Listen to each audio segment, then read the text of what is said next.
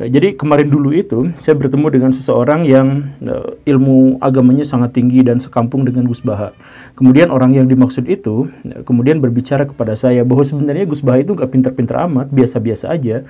Menurut dia mengatakan kurang lebih seperti ini. Apa yang saya tahu dia itu nggak tahu, dan apa yang dia ketahui saya semuanya sudah tahu itu. Jadi ya, satu-satunya yang membuat dia menjadi lebih terkenal itu adalah gara-gara Gus Baha itu sombong. Begitu, dan kesombongannya itu disukai sama banyak orang. Makanya dia tuh katanya dia tuh kesel. Kenapa orang Indonesia begitu mudah terperangah sama orang yang seperti itu gitu. Gimana kalau seandainya saya yang bikin channel YouTube?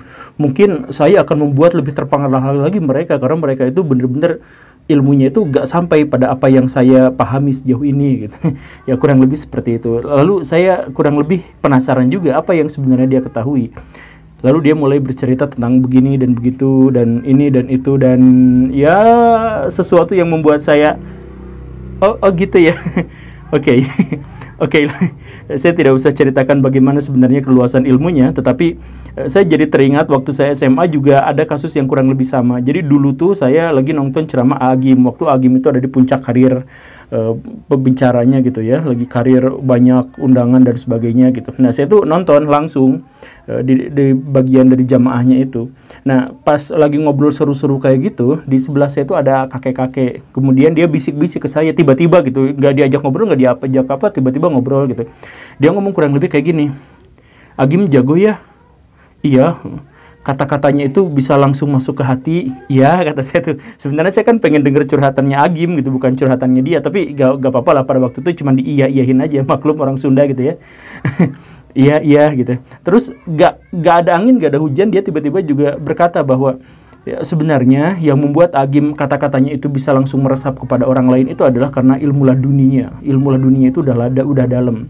Tapi ilmu laduninya Agim itu baru level 1. Sedangkan saya itu levelnya udah level 4. Oh, ilmu laduni itu ada, dan ada level-levelnya gitu ya.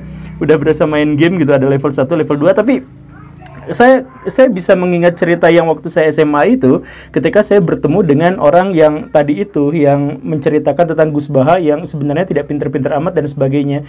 Di satu sisi, pandangan itu seharusnya menjadi referensi saya karena dia orang sekampung dengan Gus Baha, bahkan satu pesantren mungkin, saya juga nggak tahu gitu ya, sehingga mungkin saja kata-katanya itu bisa menjadi pengimbang gitu. Tapi setelah saya ngobrol lebih panjang terkait dengan ilmunya, ya saya jadi meringis saja. Tetapi kalau Baraya sadari dari dua kisah itu, sebenarnya Baraya akan menemukan fenomena yang mirip dan terjadi di mana-mana.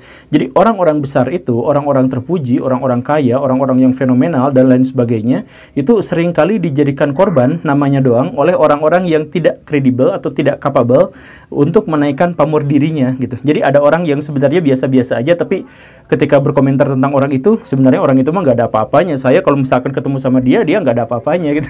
Kan banyak yang seperti itu. Jadi kenapa bisa seperti itu? Ini sebenarnya bukan menceritakan tentang realitas. Ini sebenarnya menceritakan tentang kondisi psikologisnya yang sebenarnya tertekan, terancam, atau bahkan mungkin terbuli oleh lingkungan sekitarnya yang tidak mengakui kepintaran dia atau tidak mengakui kehebatan dia. Begitu. Dan untuk mengurangi rasa khawatirnya, rasa takutnya terhadap orang-orang yang membuli dia di lingkungan, maka dia katakan bahwa orang-orang besar yang begini dan begitu itu sebenarnya tidak ada apa-apanya dibandingkan dengan saya. Kalau ketemu langsung dengan saya, dia itu ketahuan banget bodohnya dan lain sebagainya dan sebagainya. Begitulah kurang lebihnya. Nah, saya yakin Baraya juga banyak sekali bertemu dengan orang-orang yang semacam itu. Iya kan? Kenapa seperti itu? Karena semakin tertekan sebuah bangsa, semakin banyak populasi orang-orang yang seperti itu. Bahkan di Indonesia, populasi orang-orang seperti itu gak punya malu bikin komunitas.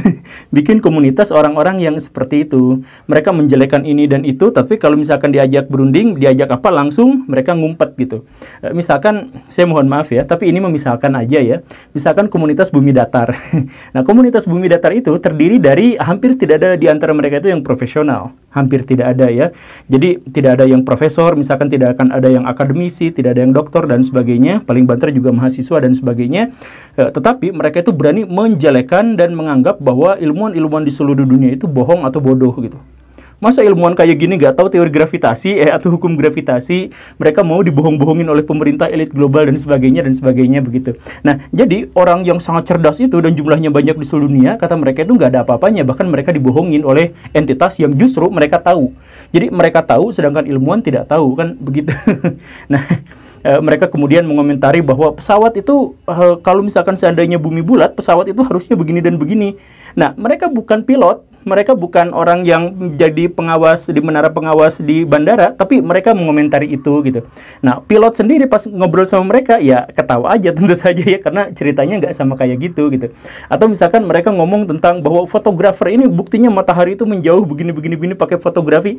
Orang fotografer asli nggak seperti itu, tapi fotografer aslinya yang profesional itu ditertawakan juga sama mereka gara-gara dianggap secara fotografinya salah gitu dan lain sebagainya. Nah, sekarang sebenarnya di zaman YouTube, di zaman TikTok dan lain sebagainya, sebenarnya ya yang menjadi masalah itu bukan hanya disrupsi dalam ilmu pengetahuan, teknologi, pekerjaan dan sebagainya, tetapi juga dalam hal bagaimana informasi itu menjadi ada. Kan banyak orang yang akhirnya tidak bisa beradaptasi karena ilmu pengetahuan gencar, terlalu banyak diterima oleh banyak orang.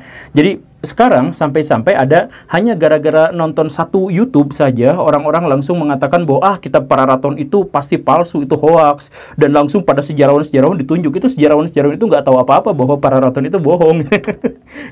Padahal nonton YouTube-nya cuma sekali gitu ya. Atau misalkan ada yang mengatakan itu perang Bubat itu kan sebenarnya bohong, itu dari situ. Atau misalkan bahwa itu tuh Soeharto itu kompromi dengan Amerika Serikat untuk mendapatkan Freeport dan sebagainya. Ya komprominya memang benar, tapi apakah imbalannya hanya privat itu saja gitu ya, dan lain sebagainya. Jadi orang-orang itu tuh kaget dan ternyata ilmu pengetahuan itu keren, dan karena itu mereka kena Dunning-Kruger effect gitu. Jadi setelah mendapatkan ilmu pengetahuan itu dan mereka sadar bahwa ternyata ilmu pengetahuan itu luas, dan mereka baru sadar bahwa ternyata dia juga mengetahui ilmu itu, maka dia langsung menjelek-jelekan orang lain yang dianggapnya tidak tahu apa-apa gitu.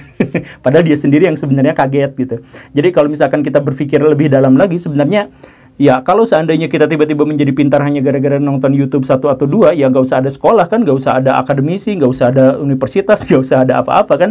Seandainya seperti itu kan, di dunia universitas yang paling penting itu sebenarnya adalah bukan hanya sumber pengetahuan itu, tetapi bagaimana cara mengolah sumber pengetahuan itu agar kita bisa memverifikasi mana ilmu pengetahuan yang benar dan yang kurang benar, atau yang diperdebatkan, atau hal-hal yang semacam itu begitu.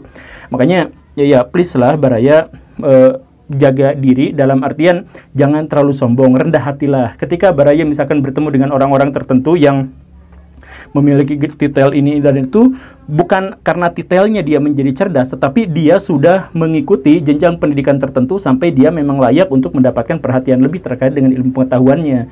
Kalau misalkan Baraya terus-terusan menganggap bahwa ilmu Baraya itu lebih tinggi daripada yang orang-orang di sekitarnya itu, maka Baraya harus ingat tentang peribahasa bahwa ilmu pengetahuan itu seperti air, dia hanya mengalir dari tempat tinggi ke tempat yang rendah. Kalau Baraya sudah menyangkakan diri itu tinggi dan menyimpan mentalitas Baraya itu seakan-akan ilmunya sudah tinggi, maka ilmu pengetahuan itu nggak akan ngalir ke Baraya, tapi ke pihak yang lain, karena Baraya memposisikan di lebih tinggi gitu. Karena itu maka Baraya tidak akan dapat ilmu pengetahuan selama-lamanya, dan ketika Baraya tidak mendapatkan ilmu pengetahuan selama-lamanya, Baraya akan tergencet oleh masyarakat, dan karena Baraya tergencet, maka Baraya akan berusaha sekuat tenaga untuk menunjukkan kepada orang lain bahwa Baraya itu cerdas. Dan karena Baraya berusaha untuk menunjukkan kepada orang lain Baraya itu cerdas, maka Baraya akan menjadi sombong. Kalau Baraya sombong, Baraya akan menempatkan diri di atas. Begitu aja terus-terusan sampai Baraya benar-benar tidak mendapatkan ilmu pengetahuan sampai mati. Jadi itu adalah sesuatu yang sangat berbahaya. Jadi please, rendah hatilah dalam ilmu pengetahuan. Kalau misalkan Baraya punya sesuatu, sampaikan aja. Kalau Baraya tidak memiliki sesuatu, ya gak apa-apa. Itu juga adalah bagian dari pembelajaran. Jangan kayak banyak komentator di channel saya gitu. Ketika saya mengajukan referensi-referensi, itu disebutkan, nah orang ini kok katanya lagi, kata ilmuwan itu, kata ilmuwan lagi. Ya karena otoritasnya ada di dia. Saya itu bukan siapa-siapa, hanya menyampaikan. Dan karena pendapat saya ini adalah pendapat dari orang yang cuman guru honorer saja, maka saya butuh penguat dari referensi-referensi yang saya ajukan. Jadi itu sebenarnya adalah bentuk kerendahan hati dalam tanda kutip. Jadi bukannya ya, tapi ya sudahlah. Tapi intinya begini Baraya, di zaman sekarang itu yang paling penting adalah bukan mencari sumber ilmu pengetahuan, karena itu sudah ada di mana-mana. Yang paling harus diperhatikan adalah bagaimana cara memverifikasi sumber-sumber itu dan bagaimana caranya kita berpengetahuan. Semoga dipahami. Terima kasih karena sudah menyimak. Saya Guru Gembul, kabur. Assalamualaikum warahmatullahi wabarakatuh.